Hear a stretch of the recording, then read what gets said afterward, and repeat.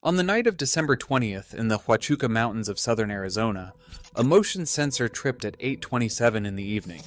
The camera belonged to a hobbyist, a man who had been running trail cameras in these mountains for 5 years, hoping in the back of his mind for exactly one thing. What walked into the bottom of his frame was a jaguar. Arizona Game and Fish authenticated the footage. Then they compared the rosettes, the ring-shaped spots on a jaguar's coat, which are as unique to the individual as a human fingerprint, and confirmed something stranger than the sighting itself. This was not El Jefe. It was not Sombra. It was a jaguar no one in the United States had ever recorded before. Here is why that shouldn't be possible. Jaguars were deliberately erased from the United States by the middle of the last century. The nearest breeding population is roughly 125 miles south, in the Sierra Madre of Sonora, Mexico. Between that population and these mountains lies the most heavily fortified border on the continent. 2/3 of Arizona's borderline now sealed by steel wall that researchers have measured as effectively impassable to animals this size, and yet they keep arriving. 8 of them. 9.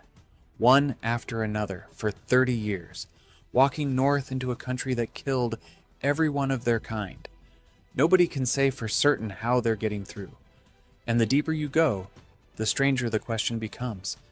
Because the real mystery isn't how they cross, it's why they'd bother. If you find this kind of thing as fascinating as I do, go ahead and subscribe. It takes 2 seconds and it genuinely helps the channel. And tell me one thing while you're here. Where in the world are you watching from, and had you any idea there were wild jaguars in the United States? Drop it in the comments. I read them. Now let's get into it. To understand how odd this is, you have to start with how thin the record is. For 20 years, from 1976 to 1996, there was exactly one confirmed jaguar sighting in the United States. 1. The animal was, for all practical purposes, gone. A piece of southwestern folklore, something old ranchers claimed their fathers had seen. Then in March of 1996, in the Pelanchillo Mountains of southeastern Arizona, a houndsman's dogs treed what everyone assumed was a mountain lion. It wasn't. It was a jaguar. He photographed it and let it go.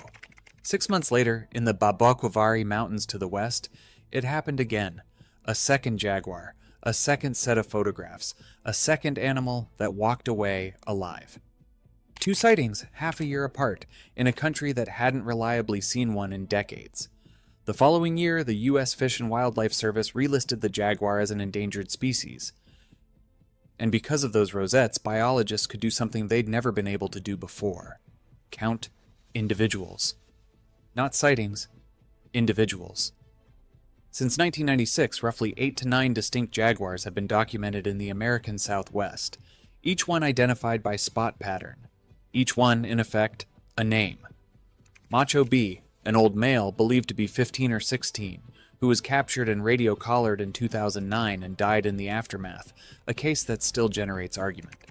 El Jefe, the boss, first photographed in 2011, named by Tucson middle schoolers for his swaggering walk, who held the Santa Rita Mountains for years and once, apparently, ate a black bear.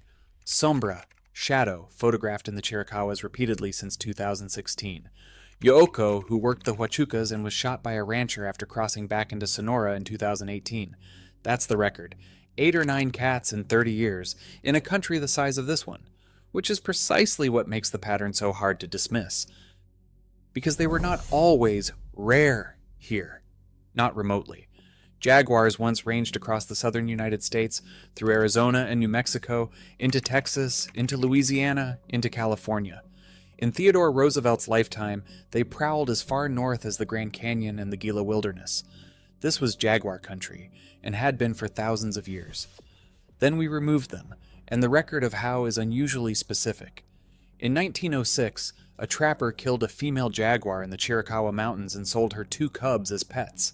In 1932, a predator control agent working for the United States government shot a female in a pine forest on the south rim of the Grand Canyon. And in 1963, a hunter killed a female in the White Mountains of east central Arizona. Hold on to that last date because it becomes the center of this entire mystery. That 1963 animal is the last female jaguar ever confirmed in the United States. 60 plus years, and not one since. Between ranchers, bounties, and federal predator control programs, jaguars were functionally eliminated from the country by the middle of the 20th century. It wasn't an accident of habitat loss. It was a policy, carried out deliberately, and it worked. Which is the first thing that makes the modern sightings so strange. These aren't the survivors of a hidden remnant population. There is no remnant population. Every jaguar walking in Arizona today is an animal that came from somewhere else and chose to come here. So the first question is the physical one. Can an animal actually make that trip? The answer is not theoretical. The nearest viable breeding population of jaguars sits in the Sierra Madre of Sonora, by most estimates around 125 miles south of Douglas, Arizona. That northern Sonoran population may hold as many as 200 cats. Mexico as a whole has perhaps 4,000, but they're concentrated far to the south. Everything in the borderlands is the thin, fraying northern edge of a species. 125 miles of Sonoran desert and mountain for a jaguar is genuinely crossable. Males disperse, that's what young males of almost every big cat species do, pushed out of their birth range by bigger males and driven to find territory of their own. A single male jaguar in Arizona has been documented ranging across an area as large as 500 square miles. And the landscape helps. This region is the Madrean Sky Islands, dozens of isolated mountain ranges standing up out of the desert like an archipelago, each one a cool, forested, well-watered world floating above the scrub. The Pelanchilos, the Babocovaris, the Huachucas, the Chiricahuas, the Santa Ritas. For a cat moving north, they are stepping stones, a chain of green islands strung across a hostile sea of desert, each one holding water, cover, and deer. The road exists. It has existed for thousands of years, and jaguars have been using it for all of them. So the distance isn't the mystery. The distance a jaguar can handle. The problem is what we built across the middle of it. It's worth stopping to say plainly what kind of animal we're discussing, because big cat undersells it badly. The jaguar is the largest cat in the Americas and the third largest on Earth, behind only the tiger and the lion. A big male in this northern range can push past 200 pounds, but the number that matters isn't weight, it's the head. Relative to its size, the jaguar has the most powerful bite of any big cat in the world, driven by a skull and jaw built shorter and thicker than a leopard's, and it uses that bite differently than every other big cat alive. A lion or a tiger kills by the throat, suffocating its prey. A jaguar goes for the skull. It bites directly through the bone, between the ears, into the brain. Its name is thought to descend from an indigenous word meaning, roughly, the beast that kills in a single bound, which explains a detail from El Jefe's years in the Santa Rita Mountains that people found hard to believe when it surfaced. Researchers examining what he'd been feeding on concluded that this jaguar, living in southern Arizona, had killed and eaten an American black bear. That is the animal moving through these mountains. Not a stray, not a wanderer barely hanging on. A fully capable apex predator that can take a bear in country Americans think of as empty desert. And it tells you something important about the mystery.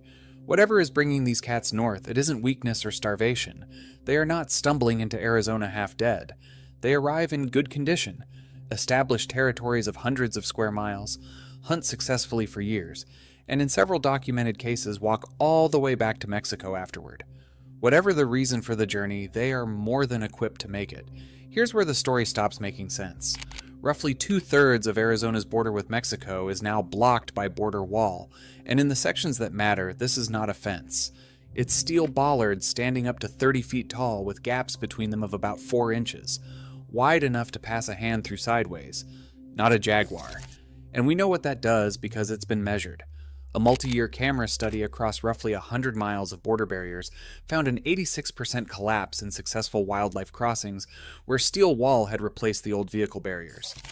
For large mammals in some segments, the success rate didn't just fall, it hit 0. Then there's the number that says it most plainly. Over 2 decades, the Northern Jaguar Project has identified 176 individual jaguars in the northern Sierra Madre. Of all those cats, only 3 are known to have crossed into the United States. 3 out of 176. Add in everything else stacked along that line, the bulldozed patrol roads 60 to 150 feet wide, the high-powered stadium lighting that runs through the night, Mexican Highway 2 with its traffic paralleling the border on the south side, and what you have is not one barrier but a layered gauntlet, engineered, lit, and patrolled, sitting directly across the only route north. Every serious analysis says a jaguar should not be able to get through it. And in December of 2023, one walked into a trail camera in the Huachucas anyway. In 2026, a male the researchers call Cinco, was filmed 3 separate times in the mountains south of Tucson in March and April, pacing the same ground. They are still coming. The wall is still there. Both things are true. If you're still with me, hit subscribe because the next part is where researchers think they've found the answer, and it's a door that's being closed right now. As we speak, the leading explanation is almost embarrassingly simple. They're not getting over the wall, or under it, or through it. They're going around it. Roughly 80 miles southeast of Tucson, the mountains open into the San Rafael Valley, high, rolling grassland running right up to the international line. And for years, the border here wasn't a wall at all. It was a chest-high barrier of horizontal steel rails designed to stop vehicles. A truck can't cross it. A Jaguar walks straight under. That gap, and a handful of others like it, is the most likely answer to the question this whole story is built on. Researchers describe the San Rafael Valley as the single most important remaining opening for jaguars anywhere on the Arizona border. A door left in the line, connecting the Sky Islands of Sonora to the Sky Islands of Arizona, exactly where the cats have always traveled. It also explains a detail that had puzzled people for years. When El Jefe vanished from Arizona's Santa Ritas in 2015, many assumed he'd died. Then, in November of 2021, a Mexican conservation group's camera photographed him alive in central Sonora, roughly 120 miles south of where he was last seen in the United States. 7 years gone, and he'd made the return trip. One of the oldest jaguars on record along the border, and one of the very few ever confirmed to have crossed it in both directions. The corridor is real. The cats have been using it, and it is being closed. A 30-foot bollard wall is being built through 27 miles of the San Rafael Valley, the exact stretch researchers identified as the crossing. Conservation groups have gone to court to stop it. As one researcher put it when a jaguar reappeared in that valley, "This cat is telling us that this corridor matters. If that door shuts, the animals now in Arizona may be sealed in on the wrong side of the line, and nothing new comes north again." But solving how they cross only exposes the harder question underneath, and this is the one that has genuinely stumped the agencies. Every single jaguar documented in the United States since 1996 has been male. Every one. And the last confirmed female was killed in 1963. Think about what that means. A young male big cat disperses for 2 reasons: territory and mates. Arizona offers him the first. It does not, as far as anyone can prove, offer him the second. He is crossing 125 miles of desert, threading a militarized border, entering a country where his species was exterminated, to arrive somewhere with no females in it. An Arizona game and fish official laid the problem out about as bluntly as a state agency ever does. "There's nothing to pull them up here," he said. "There are no females. So the question is, why are they here? Why they're coming up," he said, "is unknown, and he called it a scientific mystery that no one has a handle on." That's the State Wildlife Agency, on the record, saying it doesn't know. And the arrivals have been consistent enough to rule out a fluke.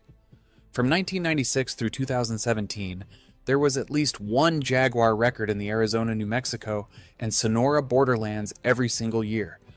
Roughly every 5 to 10 years, another solitary male pushes up into Arizona and stays, sometimes for years, wandering hundreds of square miles of the Sky Islands, hunting, denning, holding ground in a country that has nothing obvious to offer him.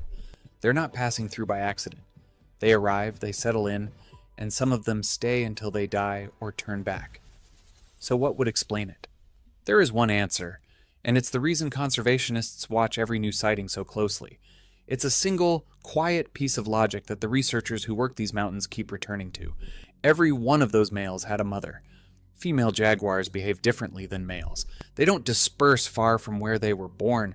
They hold small ranges, they avoid conflict, and when they have cubs, they become almost impossible to detect. So the absence of photographed females in the borderlands doesn't prove there are none. It may only prove that females are doing precisely what females do, staying hidden. And the arithmetic is suggestive. Every male walking into Arizona is proof of a breeding female somewhere within reach of the route he took. The nearest confirmed female sits less than 100 miles south of the border, Researchers who study these cats have suggested the real edge of the breeding population may be closer than the official maps show, that the northern front of the species isn't where we think it is, and that the young males wandering into Arizona are the visible edge of something we simply can't see. Which reframes the whole thing. Maybe these animals aren't lost. Maybe they're not confused or desperate or making a mistake, and maybe they're doing what jaguars have done in these mountains for thousands of years, testing the northern country, generation after generation. And the only thing that's actually changed is that we started photographing it. There's a version of this where the sightings aren't a curiosity at all, where the 8 or 9 cats we've managed to catch on camera are the handful that happened to walk past a lens, and the real number moving through those canyons over 30 years was always higher than anyone recorded. Nobody can prove that, but nobody can rule it out either, and that uncertainty is the honest state of the science. And it hasn't stopped. That's what makes this a live story instead of a historical curiosity. 1996. 2 cats, 6 months apart in 2 different mountain ranges. 2009. Macho B. 2011. El Jefe walks into a camera in the Whetstones. 2016. Sombra in the Chiricahuas, Yooko in the Huachucas. 2023. A completely unknown animal in the Huachucas again. 2026, Cinco, filmed 3 separate times in a single spring south of Tucson. Through all of it, the wall going up, the lights, the roads, the traffic, the cats have continued to appear. And the pressure on that country has never let up. A massive copper mine has been fought over for years in the Santa Rita Mountains, the exact range El Jefe called home, with conservationists arguing it would gouge thousands of acres out of the best jaguar habitat left in the United States. South of the line, lithium extraction pushes into Sonora. Mexican Highway 2 runs hard along the border, fast and busy, and groups on both sides have been begging for wildlife crossings to keep cats from being killed on it. The United States has designated roughly 750,000 acres of critical habitat for a species that officially doesn't have a breeding population here. The University of Arizona now runs one of the largest trail camera data sets of its kind anywhere in the country. Dozens of cameras across these mountains, watching for animals that aren't supposed to exist on this side of the line. And when the researchers talk about what the repeat visits mean, they keep landing on the same conclusion. A cat that comes back to the same watering hole for 10 days, or paces the same canyon 3 times in a spring, isn't passing through. It's finding water and cover and prey. One researcher put it simply, this edge population keeps coming here because they're finding what they need. The habitat is still good, the country still works. The only thing that ever left was the jaguars, and only because we removed them. So, the file stays open. We know they're crossing. We can name most of them from their spots the way you'd name people from fingerprints. We have a strong idea of the door they've been using, and we're watching that door get welded shut in real time.